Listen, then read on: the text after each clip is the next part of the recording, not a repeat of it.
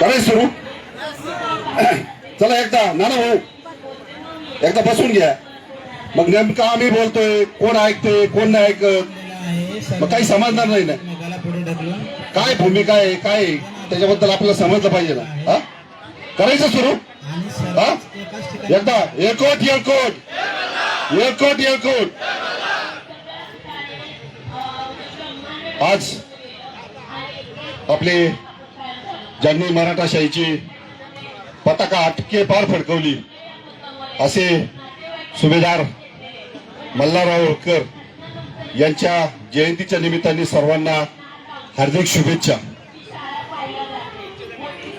मी विजय तमनर अहिल्यानगर जिल्ह्यातील राहुरी तालुक्यातील मी एक धनगर समाजाचा उपोषण करताय.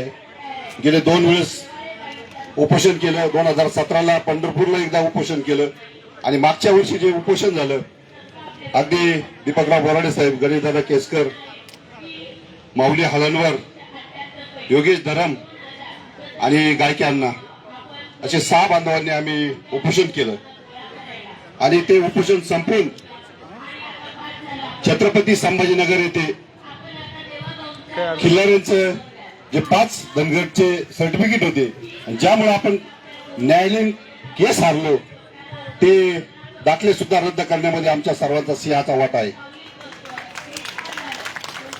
जरी आम्ही निमित्त मात्र असलो तरी संभाजीनगर आणि परिसरातील सर्व मल्हार मावळ्यांनी त्यावेळेस अतिशय मोठी साथ दिली आणि 17 सप्टेंबरला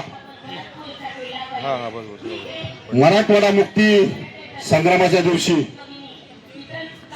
आपले उपोषण करते जालना येथील समाज बांधव यांनी 16 दिवसाचं जे उपोषण केलं त्या उपोषणापासून तर आज अगदी इथपर्यंत येण्यापर्यंत आम्ही प्रत्येक दिवस न दिवस संघर्ष होते दीपकराव बोराडे साहेबांच्या समेत आहोत. ज्या अहमदनगरला अहिल्यानगर हे नाव मिळालं हे नाव देण्यामध्ये आम्ही आणि आमच्या सहकार्यांचा सिंहाचा वाटा आहे. गेल्या जवळजवळ 16 ते 17 दिवसाची नामांतर यात्रा त्या जिल्ह्यामध्ये फिरून 1100 ठराव आम्ही मिळवले. कारण काम का सांगतोय की माणूस कोण बोलतोय हे बी कळलं पाहिजे. हे मागच्या वर्षीचं आंदोलन संपताना सरकारचे शेवटचे दिवस होते आणि खिल्लाऱ्याचे दाखले रद्द झाले आणि आम्ही सर्व उपोषणकर्ते मुंबईच्या दिशेने आलो. या मुंबईच्या विधान भवनामध्ये 6व्या मजल्यावरून जाळीवरून ज्या उड्या मारण्यात आल्या त्यामध्ये आम्ही ती उडी टाकण्यामध्ये सगळ्यात अग्रभागी होतो. आजही तेच गुन्हे काय त्याच्यासारखे 10-12 गुन्हे आम्ही आणि आमच्या सहकार्यावर अनेक सहकार्यावर आजही ते आहेत. प्रत्येक सहकार्यावर गुन्हे दाखल आहेत. अगदी गणेश केसकर इथं बसले आहेत. 307 सारखे गुन्हे या आंदोलनाच्या माध्यमातून प्रत्येक समाज बांधावर झाले. बांधवांनो 17 सप्टेंबरला आपली पोलीस खात्यातील नोकरी सोडून या धनगर समाजाचा प्रश्न सुटावा यासाठी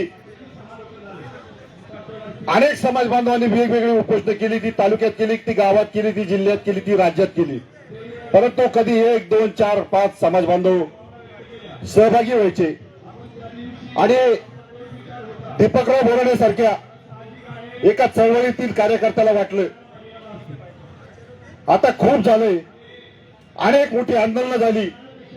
कैलासवासी BK कोकळे पासून तर आजपर्यंतचं आंदोलन यामध्ये कैलासवासी BK कोकळे नंतर अनेक मोठमोठी आंदोलनं झाली.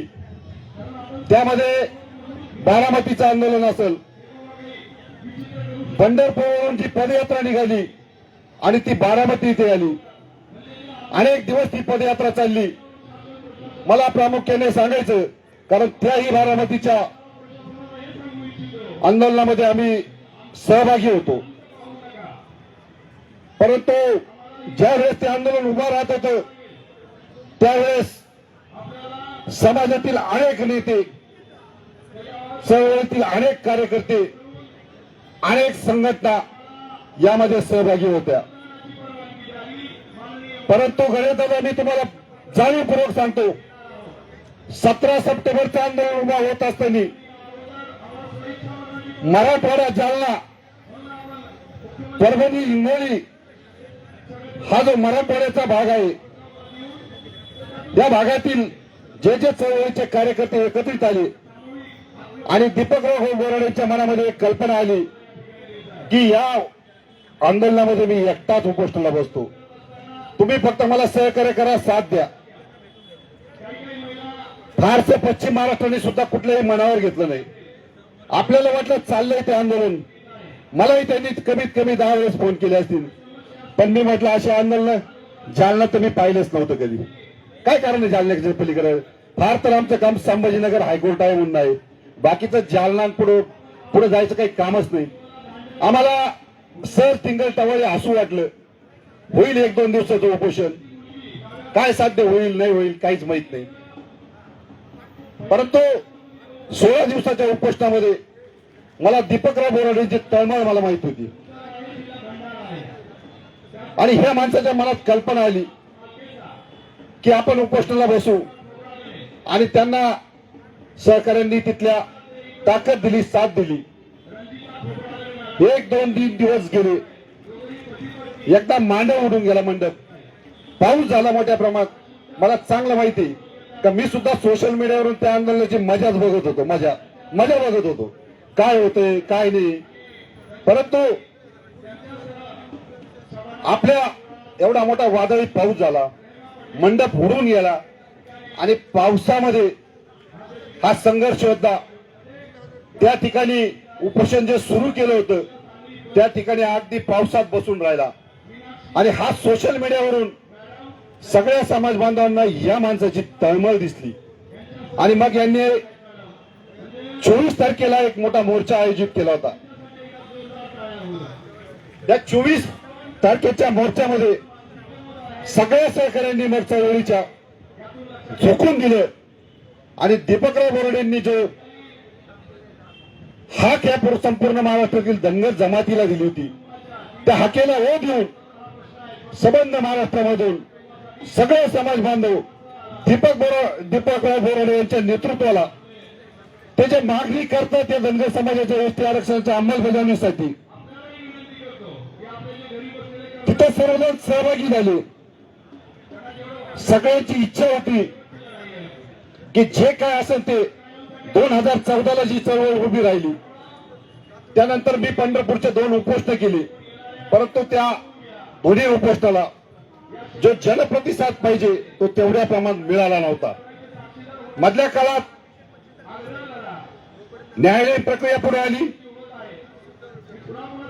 अर्जुनदादा, न्यायालयीन प्रक्रिया पुढे आल्यानंतर आपल्यातील समाज बांधवांना वाटलं की रस्त्यावरची लढाई आता काही कामाची दिसत नाही. मग जे सुशिक्षित समाज बांधव होते, जे अधूनमधून 2 पैसे आपल्या चळवळीला देत होते, त्यांनी ते बंद केले आणि न्यायालयीन प्रक्रियेसाठी प्रत्येकाने पैसे दिले, मदत केली. परंतु न्यायालयीन प्रक्रियेमध्ये आपण हारल्यामुळे जमातीचा मधल्या काळातला संपूर्ण विश्वास या आरक्षण प्रक्रियेवरचा उडाला होता आणि अशा वेळी जालन्याच्या आंदोलनामध्ये अभूतपूर्व समाजाची गर्दी झाली. अक्षरशः जेवढा समाज जालन्याच्या त्या मंडप आणि स्टेजच्या ठिकाणी होता तितकाच समाज बांधव प्रत्येक रस्त्याने वेगवेगळ्या ठिकाणी, काहींना आत येता आलं नाही. कुठलाही पार्श्वभूमी नसताना, कुठलाही समाजाचा मोठा नेता या आंदोलनाच्या पाठीशी नसताना एवढा अभूतपूर्व प्रतिसाद समाज बांधवांनी आदरणीय दीपकराव बोराडे साहेब आपल्या नेतृत्वावर विश्वास ठेवून समाज त्या ठिकाणी गोळा झाला. परंतु निश्चितपणानं सरकारच्या वतीने आपल्या पदरात काहीच पडलं नाही. अशा वेळी आंदोलन सुटायच्या वेळी आम्ही त्या ठिकाणी उपस्थित होतो. दीपकराव बोराडेंची प्रकृती अस्थिर झाली होती. कुठल्याही क्षणी त्यांच्या प्रकृतीला धोका होऊ शकत होता. त्यावेळी त्यांनी निर्णय घेतला. तो निर्णय घ्यायला सगळं जालना आणि पंचक्रोशीतील सर्व समाज बांधवांनी त्यांना भाग पाडलं की तुम्ही काही काळापुरतं हे आंदोलन स्थगित करा. आणि त्यांनी मुलीच्या हस्ते हे उपोषण स्थगित केलं. त्यानंतर चळवळ थांबली नाही. काही दिवस संपूर्ण भागाचा दौरा करून सर्व समाज बांधवांची इच्छा होती, वाटलं होतं की या आझाद मैदानात मुंबईच्या या ठिकाणी आल्यानंतर आरक्षण मिळते अशी आपल्या सर्व समाज बांधवांची इच्छा असल्यामुळे 21 जानेवारी मुंबईची हाक दीपकराव बोराडे आणि त्यांच्या मुक्ती संग्रामाच्या चळवळीत काम करणाऱ्या सर्व कार्यकर्त्यांनी दिली. 21 जानेवारीचं आंदोलन अतिशय मोठ्या प्रमाणात या मुंबईच्या आझाद मैदानावर आपला समाज येणार होता. ही सगळी कल्पना पोलीस प्रशासनाने त्यांच्या गुप्तचर यंत्रणेच्या मार्फत घेतली आणि सरकारच्या लक्षात आलं की हे आंदोलन अभूतपूर्व आणि मोठ्या प्रमाणात होणार आहे. त्यामुळे सरकारने 17 तारखेपासूनच दीपकराव बोराडे यांच्या सहकार्याची धरपकड सुरू केली. पहाटे कोणाला 4 वाजता उचललं, कोणाला 3 वाजता उचललं, कोणाला 2 वाजता उचललं, कोणाला 5 वाजता उचललं. कोणाचंच कोणाला काही समजत नव्हतं. आम्ही सोशल मीडियाच्या माध्यमातून सकाळी बघितलं, संपूर्ण या 21 जानेवारीच्या आंदोलनाची तयारी केली होती. पुण्यश्लोक अहिल्यादेवींच्या चौंडी या ठिकाणी नतमस्तक होऊन जेजुरी, आपले बिरोबा, खंडोबा या सगळ्या ठिकाणी जाऊन दर्शन घेऊन 21 जानेवारीला इकडे यायचं. पण त्याच्या अगोदरच सरकारने आपल्याशी विश्वासघात केला आणि ते आंदोलन काय झालं, कसं घडलं, दीपकराव बोराडे 21 जानेवारीला इथपर्यंत कसे पोहोचले, या ठिकाणी अनेक मनामध्ये आपल्या प्रत्येकाच्या मनामध्ये वेगवेगळ्या कल्पना आहे. परंतु त्याही घटनेचा मी साक्षीदार होतो. अनेक ठिकाणी आपल्या समाज बांधवांची धरपकड झाली. आज प्रामुख्याने आपल्या या आंदोलनामध्ये जे उपस्थित आहेत ते प्रामुख्याने सिनियर सिटीजन माणसं आहेत. परंतु 21 तारखेला जे आंदोलनात आले होते ती सर्व तरुण मुलं होती, ज्यांचं करिअर होतं, ज्यांचं वय 20, 21, 25 असेल, 16, 17 असेल, ज्यांना अभ्यास करून शिक्षण घ्यायचंय, नोकरीमध्ये जायचंय. आणि अशी परिस्थिती असताना सरकार इतकं ताकदीने आपल्या पाठीमागे लागलं होतं. कुठल्याही क्षणी सर्व समाज बांधवांवर वेगवेगळ्या ठिकाणी गुन्हे दाखल करण्याची शक्यता, दाट शक्यता होती.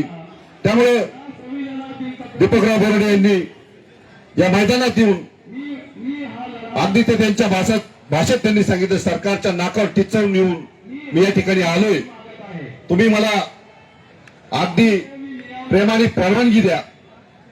काल परवाच्या मीटिंग मध्ये सुद्धा त्यांनी सांगितलं, परवानगी दिली तर माणसं कमी येतील, पण तुम्ही पुन्हा एकदा परवानगी जर नाकारली तर लोक याच्या दुपटीने तिपटीने येतील. ते आंदोलन ते काही काळापुरतं स्थगित केलं. त्यानंतर राज्यस्तरीय बैठक शिर्डी या ठिकाणी झाली. शिर्डी या ठिकाणी बैठक होत असताना आपल्यातीलच काही समाज बांधवांनी पुणे येथे बैठक घेतली. पुणे येथे बैठक घेतल्याचं आम्हाला अजिबात दुःख नाही, कारण पुण्याला ज्यांनी बैठक घेतली तेही सांगत होते की धनगर समाजाचा एसटी आरक्षणाचा अंमलबजावणीचा प्रश्न निकाली काढा. तेही वेगळं काही सांगत नव्हते, मतप्रवाह होते. ही जी शिर्डीची बैठक आम्ही आयोजित केली होती, आम्ही सर्व चळवळीतील कार्यकर्त्यांना, समाजातील सर्व नेत्यांना त्या ठिकाणी विनंती केली, परंतु व्यक्ती दोष असतो, त्याच्या पुढे काही कोणाचं काही चालत नाही. ही संभाजीनगरची बैठक झाली. पण गणे दादा, शिर्डीची बैठक आणि संभाजीनगरची बैठक, पुण्याची बैठक एकाच दिवशी झाली. मला शिर्डीची बैठक संपून 8 ते 10 दिवस कोणाचं पैसे, कोणाचं काय द्यायचं राहिलं मला काही सुधरत नव्हतं, कारण पैशाशिवाय काही चालत नाही आणि आपल्याकडे पैसे फार फार कमी प्रमाणात आहे. आणि पुण्याची बैठक संपते न संपते मला वाटलं तिसऱ्या का चौथ्या दिवशी संभाजीनगरला एक बैठक घेण्यात आली. हे चळवळीचं दुर्दैव आहे. मी कोणाचाही माझा कोणी नेता नाही, मी कोणाचा कार्यकर्ता नाही. जेवढं दीपकराव बोराडेंनी काम चळवळीत केलं मला वाटतं त्यांच्या बरोबरीने मी काम करतो, परंतु मला कधीच काही वाटलं नाही कोणी नेता होऊ देत, परंतु समाजाचे प्रश्न सुटले पाहिजे.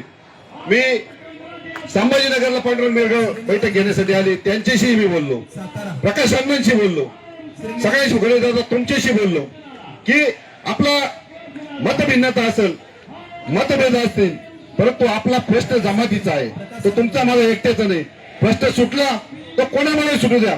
आज दीपकराव बोराडेमुळे जरी प्रश्न सुटला तरी धनगर एसटी आरक्षणाचे सर्टिफिकेट जमातीच्या प्रत्येक माणसाला मिळणार आहे, ते पूर्ण एकट्या माणसाला कधीच मिळणार नाही. श्रेय कोणाला घ्यायचं ते जाऊ द्या, भले इथं कोणाला काय व्हायचं ते होऊ द्या. त्यांना कदाचित जाळण्यात राजकारण करायचं असं नसन मला माहित नाही, परंतु ते माझ्या अहिल्यानगर मध्ये येणार नाही आणि मी साताऱ्यात जाणार नाही किंवा अर्जुनदादाच्या जिल्ह्यात तालुक्यात जाणार नाही. आपल्या प्रत्येकाचं क्षेत्र जरी राजकारणाचं असलं, समाजकारणाचं असलं, परंतु जिल्ह्याची विभागणी वेगवेगळी आहे. त्यामुळं या आंदोलनामध्ये नेतृत्व कोणीही करू द्या, कोणीही करू द्या, त्याची आपल्याला अजिबात अडचण नाही. मला दीपकराव बोराडे जवळचे का लांबचे, परंतु छाती ठोकपणे या माणसाने ज्या ज्या गोष्टी सांगितल्या की तुम्हाला वाटतंय हे आंदोलन टोपीने उभं केलंय, याला कोणी शरद पवार पैसे देतोय, अरे मग तुमच्याकडे सगळ्या यंत्रणा आहेत, त्याची चौकशी करा आणि मी त्यात जर दोषी असलो तर मला सापडा आणि जी शिक्षा द्यायची ती शिक्षा द्या. अरे अशी एक वाक्यता करणारा नेता कधी नव्हे आपल्याला मिळाला.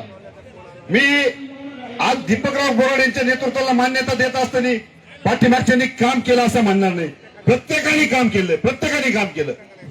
कालपर्यंत ह्या सगळ्या चळवळीमध्ये प्रत्येकाने काम केलं, परंतु जमातीचं दुर्दैव एवढंच आहे की कुठंतरी आपण कोणाला तरी एकाला शेंदूर लावला पाहिजे, कोणाला तरी नेता म्हटलं पाहिजे.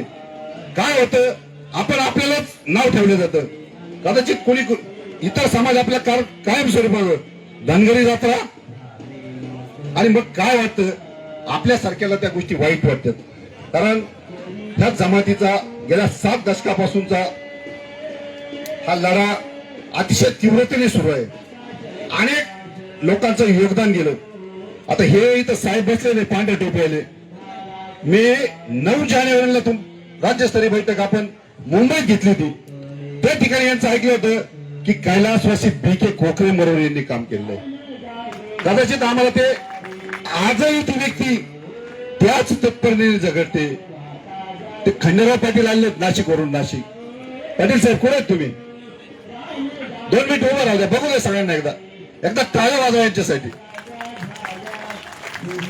ज्या वेळेस आपलं ठरलंय इकडं आंदोलन सुरू होणार आहे, कालच्याला उठून पुऱ्या बनवल्या, चटणी बनवली, सगळं घेऊन आपल्यासाठी इथं आले. म्हणजे वय किती, गरज नाही आरक्षणाची, वेळ सेटले, पैसा मोडला की, परंतु अशी माणसं आपल्या पाठीमागे उभी.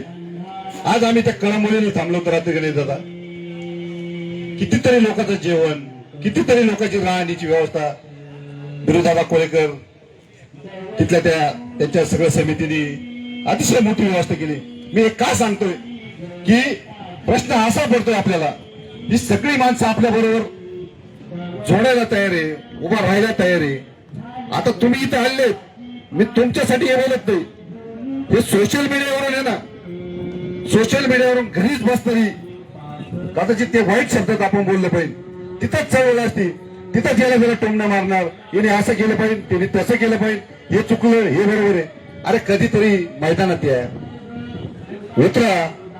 आता त्या संगीताताई बिचारा किती लांबून आल्या असतील, त्या दुसऱ्या संगीताताई तर नाशिकवरून आल्या, परंतु तिकडे बसलेल्या संगीताताई, म्हणजे मला असं होतं 700-800 किलोमीटरचा आपला प्रवास असणार आहे. एक भगिनी त्या संभाजीनगरच्या बैठकीला होती, 11,000 रुपयाचं चेक त्याच ठिकाणी देते आणि ह्या आंदोलनात सहभागी होती. यापेक्षा जमातीला काय पाहिजे? हे मी दीपकराव बोराडेंना काल अहिल्यानगर मधून बसल्यानंतर मी सांगितलं, भाऊ वाटलं त्यांच्या मनाला गाड्या कमी आहेत, माणसं कमी आहेत. म्हणलं भाऊ क्रांती करताना फार मोठ्या गर्दीने क्रांती कधी झालेली नाही. क्रांती येडेच लोक करू शकतात. आणि हे इथं जे बसलेत ना हे सगळे येडे लोक आहेत. येडे शहाणे नाही ते. हे शहाणे असते ते घरी बसले असते. कारण ते शहाण्यांना माहिती हे येडे मरतील, आदळतील, आपटतील, खस्ता खातील, लढतील. लढताना हे काय व्हायचं त्यांच्या आयुष्याचं वाटोळ होईल, चांगलं होईल. परंतु सर्टिफिकेट मिळाले तर आम्हाला सर्वांना मिळणार आहे हे ते शहाणे तिथं बसून बघते. आणि त्या शहाण्यासाठी मी हे बोलतो. आज परिस्थिती अशी आहे की ज्या वेळेस हे 16 तारखेचं आंदोलन आपण पुकारलं आणि हे आंदोलन पुकारत असताना आम्ही 16 तारखेला मला वाटतं 9 तारखेला या मुंबईमध्ये आलो. मुंबईमध्ये येण्याचं कारण मला दीपकरावने एवढंच सांगितलं, आपल्याला मुंबईत जायचं, प्रशासनाला भेटायचं, प्रशासनाला भेटून सगळ्या प्रशासनाला एवढी विनंती करायची. बसा सुरेश भाई, बसा बसा 2 मिनिट माझं पण ऐका आता तुम्ही. हो बसा, तुमचं स्वागत आहे. स्वागत करायची गरज नाही, हा समाजाचा लढा आहे. नेत्यांचं काय स्वागत करायची मला वाटतं गरज नाही.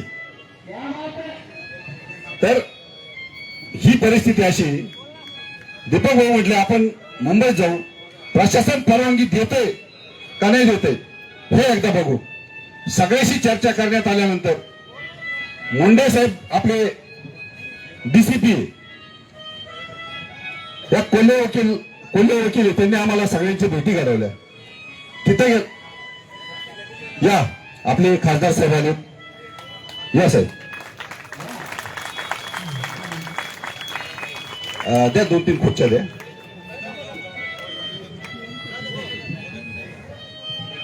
चालू ठेवून मी बोलायचं चालू ठेवू का? हा का तुम्ही कंटाळले? हा घटनाक्रम सांगायचा आहे मला प्रत्येकाला. हा घटनाक्रम समजला पाहिजे. या फोटो घ्यायचा आहे, सर्वजण बसा. या. बसून घ्या. मुंडे साहेबांनी सांगितलं की दीपकराव तुम्ही आमच्याकडे अशी माहिती आणली तर दीपक बोराडे कोणाचंच ऐकत नाही. एकदा ऐकून घ्या बरं का, समजून घ्या. प्रशासनाकडे ही माहिती होती, दीपक बोराडे कोणाचंच ऐकत नाही आणि दीपक बोराडेंना सरकार संघ अजिबात चर्चा करायची नाही हे आम्हाला मुंडे साहेबांनी सांगितलं. ते म्हणजे असं कसं, सरकारने आम्हाला बोलवलं तर मी लगेच चर्चा करायला तयार आहे, मला काहीच अडचण नाही. मी खाजगीमध्ये बोललो, एवढं समजून सांगितलं.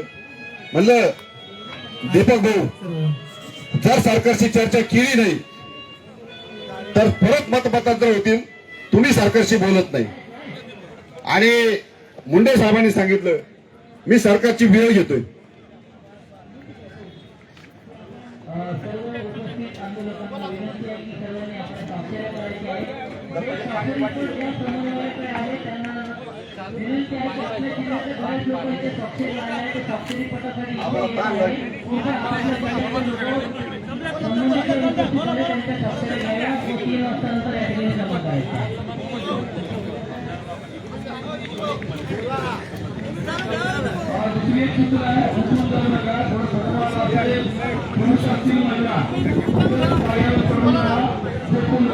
मॅडम 2-3 महिना एक घेऊन येणार.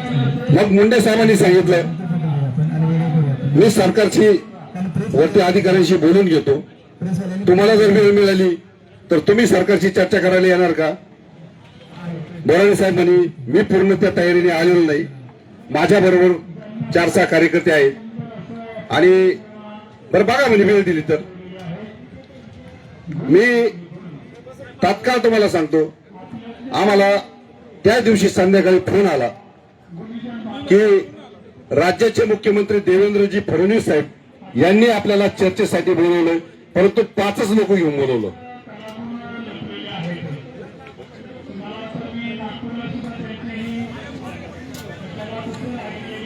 बसा बसा बसा बसा खासदार साहेब, आपण जर बसले तर मग सगळे बसते. बसा. आणि तात्काळ आपली मुख्यमंत्री साहेबांशी बैठक झाली आणि त्या बैठकीला आम्ही 5 लोकांना निमंत्रित केलं होतं. आम्ही त्यात आणखी 5 वाढवले, 10 लोक आम्ही त्या बैठकीसाठी त्या ठिकाणी गेलो. बैठकीत काय घडलं काय नाही ही सगळी भूमिका बोराडे साहेब त्यांच्या भाषणामध्ये सांगणार आहे, कारण ते मी सांगणं उचित नाही. आम्ही ती बैठक केली आणि परत एकदा या बैठकीत तिथेच आपण जर आंदोलन स्थगित केलं असतं तर आपल्याला भूमिका कळलेली नसती, कारण सरकार आणखी वेळ मागते. त्यामुळं आजचं हे आंदोलन त्याच दिवशी पत्रकार परिषद घेऊन आपण सांगितलं होतं की आंदोलन असंच आपल्याला जे 16 तारीख ठरवली आहे त्या 16 तारखेला आपल्याला हे आंदोलन अगदी ताकदीने करायचं आहे. तर निश्चितपणानं आपण सर्वजण या आंदोलनासाठी सहभागी झालेत. आपण एक दिवस, कारण सगळे माणसं जे लांबून आलेत, साधारणतः 1 दिवस प्रत्येकाचा जातो आणि प्रत्येक जण या आंदोलनामध्ये सहभागी झालेत. आपल्या सर्वांचं मी मनापासून स्वागत करतो, आभार व्यक्त करतो. आणि जे प्रास्ताविकपर 2 शब्द मला बोलण्याची संधी दिली त्याबद्दल मी संयोजकाचाही मनापासून आभार व्यक्त करतो. आणि हे उत्तर प्रदेशमधून आलेले सुभाष पाल साहेब आपले मनापासून स्वागत करतो.